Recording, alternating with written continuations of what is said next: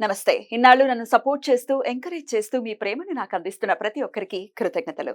అలాగే ఈ వీడియో కూడా ఖచ్చితంగా మీకు ఉపయోగపడుతుంది. లైక్, షేర్ అండ్ సబ్స్క్రైబ్ చేసి మీ సపోర్ట్‌ని నాకు అందించండి. అలాగే ఈ వీడియో పట్ల మీకున్న అభిప్రాయాన్ని కామెంట్ సెక్షన్‌లో కామెంట్ చేసి తెలియజేయండి. ఇప్పుడు వీడియోని చూద్దాం. నమస్తే. Welcome to our channel. నేను పద్మిని. ప్రస్తుతం మనతో పాటు ప్రముఖ ఆధ్యాత్మికవేత్త, వాస్తు జ్యోతిష పండితులు శేషగిరిరావు గారు ఉన్నారు. మాట్లాడదాం. నమస్కారం అండి. బాగున్నారా? మే 1వ తారీఖు గురువు మారబోతున్నారు. సహజ లాభస్థానంలోకి వెళ్ళబోతున్నారు, వృషభ రాశిలోకి. సో మరి గురువు ఇచ్చేటటువంటి ఈ సంవత్సర కాలం పాటు కూడా ఎట్లాంటి ఫలితాలను ఇవ్వబోతున్నారు ద్వాదశ రాశుల వాళ్ళకి? అలాగే నర్మదా పుష్కరాలు కూడా మొదలు కాబోతున్నాయి. ఆయన మారినప్పుడు ఖచ్చితంగా పుష్కరం అనేది వస్తుంది. ఇది అందరికీ తెలిసినటువంటి విషయమే. సరే, ఇక ఈ గురువు ఇచ్చేటటువంటి ఫలితాలని ఒక్కసారి మీ ద్వారా. రైట్. తప్పకుండా గురుడు ఎక్కువ శాతం మందికి మంచిగా చేస్తాడని ఆశిద్దాము. సరే, ఒకవేళ ఎవరికైనా నెగిటివ్ ఉంటే ఆ నెగిటివ్ ఏంటి, ఏ కోణాలు అంటే ప్రతి ఒక్క గ్రహం కూడా సేమ్ ఒకటే చెడు చేస్తుందని కాదు. సో ఆయా రాశులు బట్టి వచ్చే చెడు వేరుండొచ్చు, మంచి కూడా వేరుండొచ్చు. సో అలా మనం ఉదాహరణగా చెప్పుకుంటే కనుక కన్యా రాశి కొన్ని విషయాల్లో చెడు ఉన్నా కానీ ఈ గురుడు మారే విషయంలోకి వచ్చేప్పటికి ఏంటంటే అప్పటిదాకా పెళ్లి కాని వాళ్ళకి పెళ్లి అయ్యే అవకాశాలు ఉన్నాయి. మంచి కూడా ఉంది కదా. సో అది ఒక ఉదాహరణ మాత్రమే. ఇలా తర్వాత ఏ రాశికి ఏంటనేది మనం వివరంగా మాట్లాడుకున్నా కానీ ఇక్కడ వచ్చేప్పటికి ఏంటంటే గురుడు మారటం అనేది ఏంటంటే కొద్దిగా మనకి ఏ విషయాల్లో కొంత ఇబ్బంది అంటే ఆయన ఉన్నది సంచారం చేసేదంతా కూడా శత్రువు రాశిలో సంచారం చేయటం అనేది. శుక్రుడు ఆయనకు శత్రువుగా పరిగణించొచ్చా? అంతేగా. ఈయనేమో దేవతల గురువు, ఆయనేమో రాక్షసుల గురువు. సో అందుకని వైరం అలాగే ఉంటది మరి. సో అందుకని ఆ రకంగా ఆయనకి కొద్దిగా అసౌకర్యమైన స్థానం అది.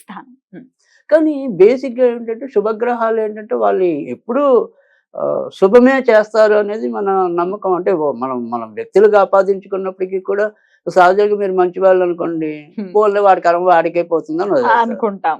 అదే చెడ్డవాడైతే వాడిని ఎప్పుడు కత్తించి పొడిచేద్దాం అన్నట్టు. ఆ ప్రవృత్తి గురువులో ఉండదు అనేది.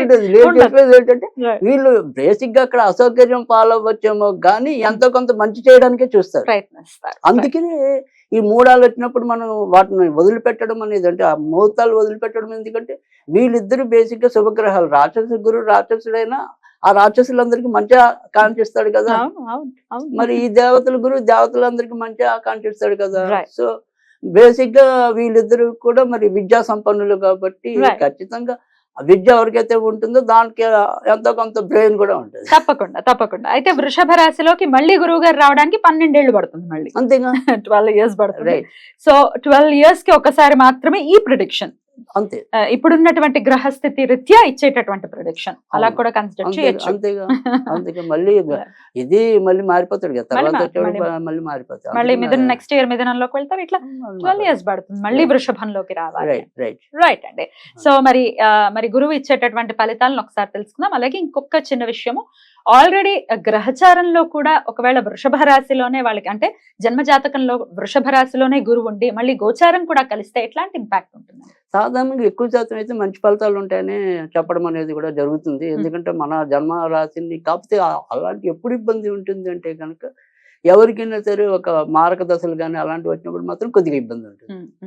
సో అలా మినాయిస్తే కనుక ఎక్కువ శాతం ఎప్పుడు కూడా మన జన్మగ్రహాన్ని గోచార గ్రహం వచ్చి టచ్ చేసినప్పుడు ఖచ్చితంగా ఎక్కువ శాతం అయితే మంచి ఫలితాలే ఉంటాయి. సో వృషభ రాశి వారికి ప్రత్యేకించి వృషభ రాశికి కాకుండా వాళ్ళకి జాతకాలు తెలిసి వాళ్ళకి వృషభంలో గురుడు ఉన్నవాళ్ళు. అదే అంటున్నా. ఇప్పుడు వృషభ రాశి వాళ్ళకే కదా జన్మ జాతకంలో వాళ్ళకి తెలిస్తే కనుక ఖచ్చితంగా వాళ్ళకి ఇంకొద్దిగా మోరల్ సపోర్ట్ ఇచ్చినట్టు. అయితే వక్రగతి కూడా ఏమైనా ఉందండి గురువుకి ఈ సంవత్సరం? తప్పకుండా. అంటే ఇప్పుడు మనం ఒకటి మూడాలు అనేది కూడా ఉంది కాబట్టి గురుడికి మోడ్యం అనేది ఉంది. తర్వాత దాంతో పాటుగా ఇంచుమించుగా అక్టోబర్ కి మధ్య నుంచి వక్రం ఉంటుంది. సో అది ఆ వక్రం వచ్చినప్పుడు మరి ఆటోమేటిక్ గా కొన్ని ఫలితాలు స్తంభింప, ఇక్కడ మంచి ప్లేస్ లో ఉన్నప్పుడు సంబంధం కుదరచ్చు. సో కానీ ఆ సంబంధం ఎప్పుడు పెళ్ళికి వెళ్తుంది అనేది స్తంభించింది కాబట్టి ఇంకా 2-3 నెలలు టేక్ తీసుకుంటే అంతే. అలాంటివి అలా కూడా ఉండేది. అది వివరంగా మనం రాశి వైజ్ మాట్లాడుకున్నప్పుడు రైట్. మరి ఇప్పుడు ఇక చూద్దాము ద్వాదశ రాశులకి కూడా ఈ గురువు మార్పు వల్ల వచ్చేటటువంటి ఫలితాలు ఏంటో. రైట్. లాభస్థానంలో గురువు సంచారం ఎలా ఉండబోతుందండి కర్కాటక రాశి వారికి? కర్కాటక రాశి వాళ్ళకి చాలా చక్కటి మంచి ఫలితాలు ఉంటాయని చెప్పాల్సి ఉంటుంది. ఎందుకంటే ఇప్పటికే మనకి రవి కూడా రాజస్థానంలో మంచి ప్లేస్ లో ఉన్నాడు. తర్వాత వచ్చేప్పటికి లాభాధిపతి కూడా రాజస్థానంలో మంచి ప్లేస్ లోనే ఉన్నాడు. కనుక ఎలా చూసినప్పటికీ కూడా కర్కాటక రాశికి ఇబ్బంది ఎక్కువ శాతం ఉండదు. సరే, ముఖ్యంగా ఏంటంటే వృత్తి ఉద్యోగాల్లో ఉండే వాళ్ళకి చాలా చక్కటి గౌరవప్రదమైన వేతనాలు లభించడం కానీ, పదోన్నతులు లభించడం కానీ, ఇలాంటివన్నీ కూడా ఖచ్చితంగా కర్కాటక రాశికి చేరువవుతాయి. తర్వాత రెండోది వచ్చేప్పటికి ఏంటంటే ఇదే కర్కాటక రాశిలో మనము ఎవరైనా సరే పోటీ చేస్తున్న రాజకీయ నాయకులు అయితే వాళ్ళు కూడా మంచి ఫలితాలతో గెలవడానికి అవకాశం అయితే చాలా ఎక్కువ కనిపిస్తుంది. ఎందుకంటే ఈ గురుడు కూడా తాజాగా వాళ్ళకి లాభస్థానంలో రావటం అనేది కూడా చాలా మంచి ప్రయోజనాన్ని ఇస్తుంది. కనుక కర్కాటక రాశికి కూడా చాలా మంచి ఉంది. తర్వాత ఇంకా ఏ రకంగా మంచి ఉంది అంటే కనుక వ్యాపార రంగంలో ఉన్న వాళ్ళకి కూడా వ్యాపారాలు లాభించడం అనేది ఉంటుంది. ఇక్కడ కర్కాటక రాశికి ఏదైనా ఒక ఇబ్బంది ఉంటే కనుక అది కొత్తగా పెళ్లి కావాల్సిన వాళ్ళు ఎవరైతే ఉంటారో వాళ్ళు మాత్రం ఇంకా కొద్దిగా ఇబ్బంది పడాల్సి ఉంటుంది. వెయిట్ చేయాల్సి ఉంటుందా? ఎన్నాళ్ళ పాటు?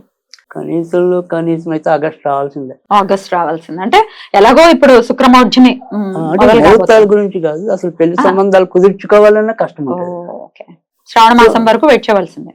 రైట్. ఎందుకంటే అప్పటిదాకా కూడా సంబంధాలు వచ్చినవి కూడా అసలు టైంకి ఉంటాయో ఉండవా అనేది కూడా చెప్పలేం. సో చివరి నిమిషంలో ఏదో రకంగా వైద్యులకి ప్రమాదం కూడా ఎక్కువ కనిపిస్తుంది. సో కనుక పెళ్లి విషయంలో ఒక దాంట్లో మాత్రం కర్కాటక రాశి వాళ్ళు జాగ్రత్తగా ఉండాలి. కానీ మిగతా అన్ని విషయాల్లో కూడా చాలా బాగుంది. తర్వాత రెండోది వచ్చేప్పటికి ఏంటంటే ఆరోగ్య విషయంలో ఒక్క దాంట్లో మాత్రం వీళ్ళు సుమారుగా మనకి ఆగస్టు సెప్టెంబర్ మధ్య కొద్దిగా ఆరోగ్య విషయంలో జాగ్రత్త వహించాలి. మిగతా అన్ని రోజులు కూడా బాగానే ఉంటాయి.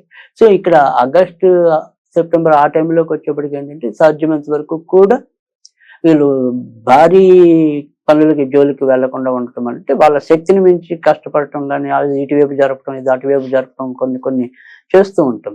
కానీ ఆ టైంలో వాళ్ళకి అది ఆ పార్ట్ పట్టేయచ్చు. సో టెంపరీగా రెస్ట్ తీసుకోవాల్సిన పరిస్థితి వస్తుంది. సో అందుకని ఆ టైంలో మాత్రం ఆ 2 నెలలు ఒకంత జాగ్రత్తగా ఉంటే చాలా బాగుండే రాశుల్లో మేష రాశి ఒకటి, అది మేష రాశి ఒకటి, తర్వాత మనకి కర్కాటక రాశి. సో ఈ కర్కాటక రాశికి కూడా చాలా అద్భుతమైన ఫలితాలు అయితే ఈ ఏడాది ఉన్నాయి. ఇంకా కానీ అయినప్పటికీ కూడా ఇంకా ఆ బాగుండటం అనేది అంటే ఇందాక మనం చెప్పుకునే చిన్న అనారోగ్యాలు అనుకోండి, ఇలాంటివి ఏదైనా పోవాలి అనుకున్నా లేదా బాగుండటం ఇంకా బాగుండాలని కోరుకోవడం సహజమే కదా. అలా కోరుకునే వాళ్ళు ఎవరైనా ఉంటే కనుక ఈ సంవత్సరం అంతా కూడా వీళ్ళు ఎక్కువ సుబ్రహ్మణ్య స్వామిని పూజించాలి. సో ఈ సుబ్రహ్మణ్య స్వామిని ఎలా పూజించాలి అంటే కనుక ఓం శర్వణోద్భవాయ షణ్ముఖాయ నమః, ఓం శర్వణోద్భవాయ షణ్ముఖాయ నమః అనుకుంటూ ఉండటం అనేది ఒక పద్ధతి. లేదు నెలకో 2 నెలలకో కుదిరినప్పుడు అప్పుడప్పుడు సుబ్రహ్మణ్య స్వామి గుళ్ళకి వెళ్ళటం అనేది ఒక పద్ధతి. ఇవేమి చేయలేని వాళ్ళు మసూర్ దాల్ అంటాం, ఎర్ర కందిపప్పు అంటాం. ఈ ఎర్ర కందిపప్పుని మంగళవారాల పూట అప్పుడప్పుడు ఏదైనా చెట్టు లేదా మొక్క మొదల్లో జల్లినా కూడా వాళ్ళకుండే చెడుని తప్పించుకోవడానికి ఉంటుంది. సో ఆ రకంగా కర్కాటక రాశి వాళ్ళు చేయొచ్చు. అద్భుతం అండి, మంచి ఇయర్ గా కన్సిడర్ చేస్తున్నారు కాబట్టి కర్కాటక రాశికి మంచి ఉంటుంది. చాలా బ్యూటిఫుల్ గా వెల్కమ్ చేయాలి కర్కాటక రాశి వారు ఈ సంవత్సరాన్ని. అద్భుతం అండి, థ్యాంక్ యూ సో మచ్, చాలా బ్యూటిఫుల్ గా ఎక్స్ప్లెయిన్ చేశారు. ఇక నెక్స్ట్ ఎపిసోడ్ లో సింహరాశి గురించి మాట్లాడుకుందాం. నమస్కారం అండి. నమస్తే.